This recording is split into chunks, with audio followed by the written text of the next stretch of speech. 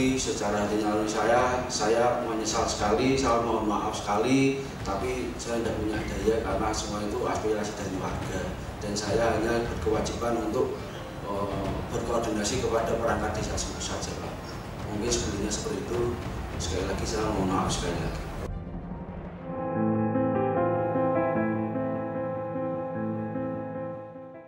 Tak hanya di Ungaran, penolakan warga atas pemakaman jenazah korban corona juga terjadi di sejumlah daerah di Jawa Tengah. Hal itu diakui langsung Gubernur Jawa Tengah yang langsung meminta maaf atas kejadian stigmatisasi negatif ini. Saya sudah tersambung dengan Gubernur Jawa Tengah Ganjar Pranowo. Selamat malam Pak Gubernur. Ya, selamat malam Mbak Nana.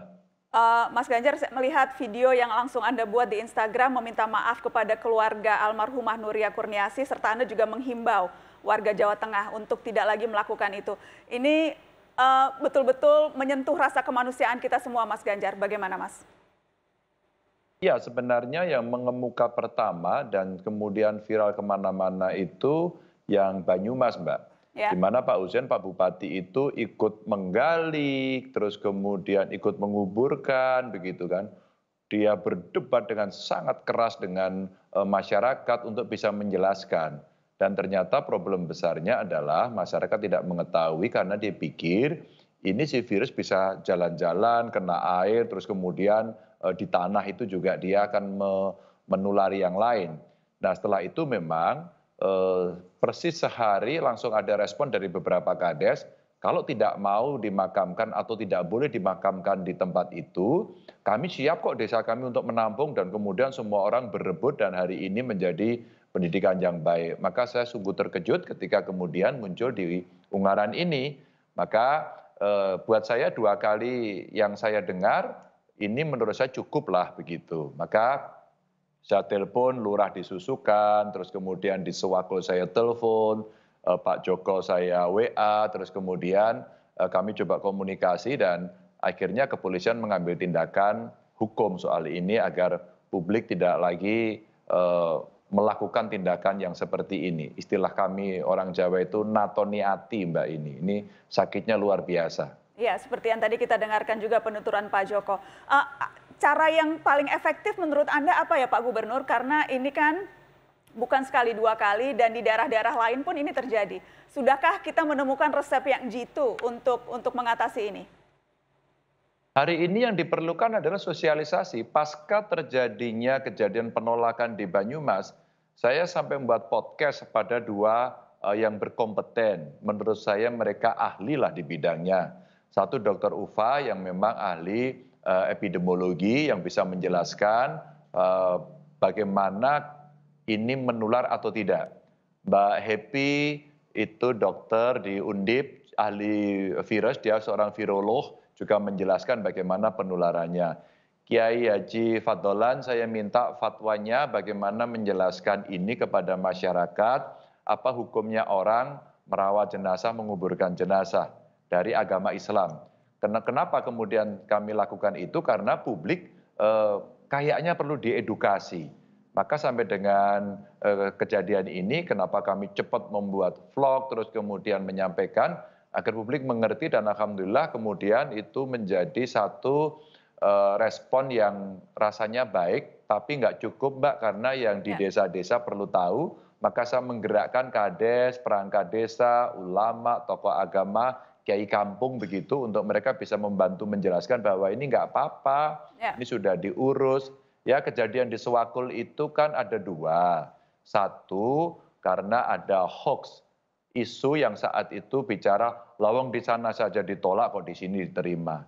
Yang kedua protes dari masyarakat yang mengatakan loh ini warga sana kok dikuburkan di sini.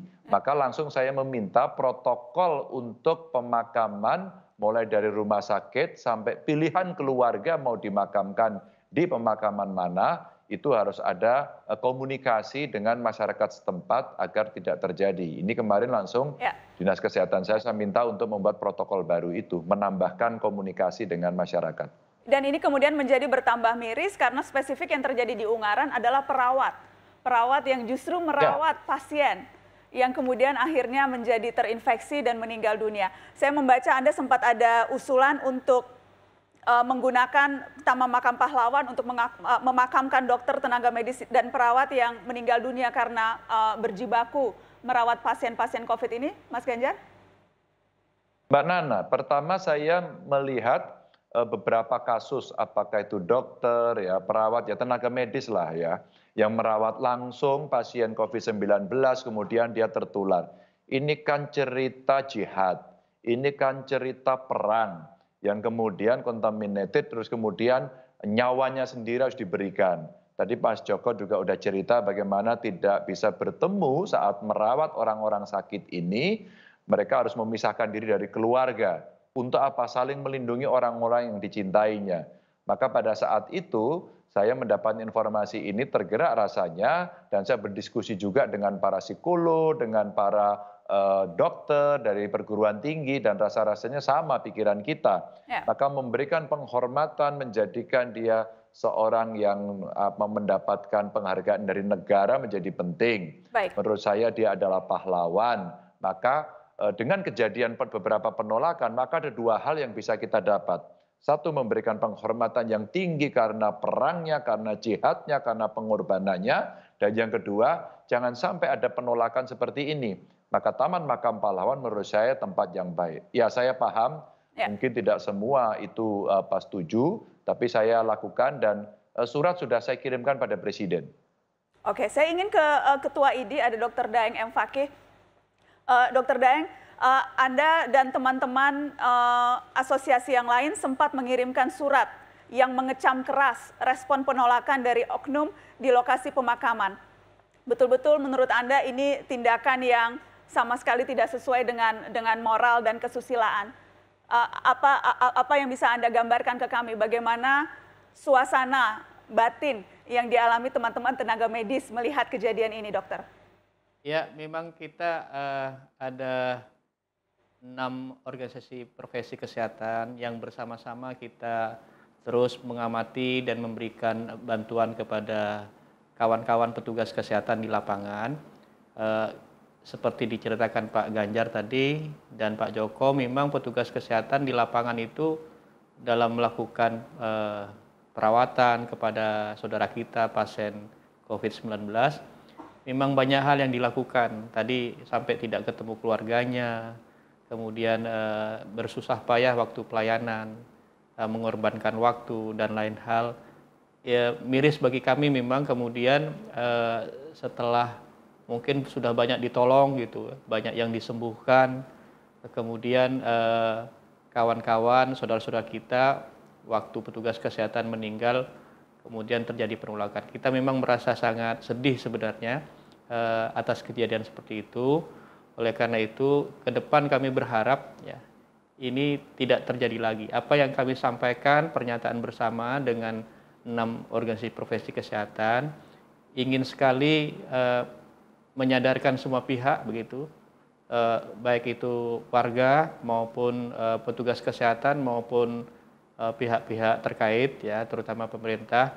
Marilah kita bersama-sama melakukan upaya supaya ini tidak terjadi lagi. Bukan hanya untuk petugas kesehatan, tapi untuk semua penderita COVID yang sudah meninggal dunia. Marilah kita lakukan. Saya berterima kasih kepada Pak Ganjar yang sudah merespon dengan baik, ya, memberikan perhatian dan penghargaan dengan baik ke petugas kesehatan. Tadi sudah dijelaskan, tidak hanya edukasi mungkin yang disampaikan, tapi komunikasi yang baik dengan masyarakat di tempat mana akan dikuburkan, termasuk pendampingan, Mbak Nana. Ini penting sekali pendampingan, karena masyarakat kita ini dihadapkan pada kondisi yang darurat, emergensi, dinamikanya luar biasa, sehingga edukasi perlu, tapi komunikasi yang dikatakan Pak Ganjar perlu, ya, kalau perlu ada pendampingan. Dari siapa itu? Dari aparat, ya. Apakah aparat desa atau aparat keamanan di sekitar tempat tersebut. Oke, saya ingin kembali ke Pak Joko Wibowo, suami almarhumah perawat Nuria Kurniasi. Kondisi Bapak dan anak-anak sekarang bagaimana, Bapak? Putra-putri ada berapa ya, Pak Joko? Anak saya ada 3, Mbak Najwa, putri semua, kebetulan. Kondisi sehat saat ini. Usianya berapa, Pak? Putri-putrinya? Usia yang Yang pertama itu sudah kelas 1 SMA, usia 16 tahun. Kemudian yang kedua kelas 5 SD, 11 tahun. Yang ketiga kelas 3 SD, 9 tahun. Pak Joko juga perawat kan ya Pak? Bapak juga tenaga medis ya Pak? Iya, betul Mbak Naza. Bagaimana anak-anak sekarang Pak melihat apakah mengikuti pemberitaan apa yang terjadi pada ketika kemarin pemakaman sempat ada penolakan dan sebagainya, bagaimana kondisi psikologis anak-anak Pak? Ya awalnya tentu tetap stres ya, trauma ya, melihat ibunya seperti itu, sudah merawat pasien sampai dia mengorbankan diri, meninggal. Tentu saat pertama trauma, tapi saya sebagai orang tua tetap harus terus mengedukasi terus sehingga bisa menerima bahwa manusia itu hanyalah sekedar hidup di dunia ini, Tuhan yang menentukan. Akhirnya anak-anak bisa menerima, Mbak Najwa. Apa harapan Pak Joko sekarang Pak? Apa yang ingin disampaikan? Masih ada Gubernur Jawa Tengah mendengarkan, ada Ketua ID dan ini disaksikan oleh banyak pemirsa Mata Najwa di seluruh Indonesia. Apa unek-unek yang paling dalam Pak Joko? Silakan Pak. Ya, terutama mudah-mudahan ini terakhir yang terjadi pada istri saya, karena memang benar rasanya pahit, rasanya getir ya melihat penolakan seperti itu. Yang kedua, saya berharap di kemudian hari anak-anak kami juga intinya tidak diisolasikan oleh penduduk lagi. Artinya anak-anak ini masih kecil, nanti ketika dia masuk sekolah jangan sampai terjadi hal yang tidak diinginkan, dikucilkan oleh teman-temannya seperti itu. Kemudian mudah-mudahan anak saya dapat melanjutkan pendidikan yang lebih baik tanpa ibu di sampingnya, begitu Mbak Najwa. Baik. Pak Joko, sekali lagi kami turut berduka cita, mudah-mudahan selalu dikuatkan Pak Joko dan keluarga. Salam untuk anak-anak dan seluruh keluarga besar Pak Joko. Terima kasih banyak sudah berbagi untuk Mata Najwa. Terima kasih, Najwa. Mas Ganjar Pranowo, Gubernur Jawa Tengah, terima kasih sudah bergabung di Mata Najwa. Sama-sama. Kami akan kembali setelah pariwara, tetap di sini.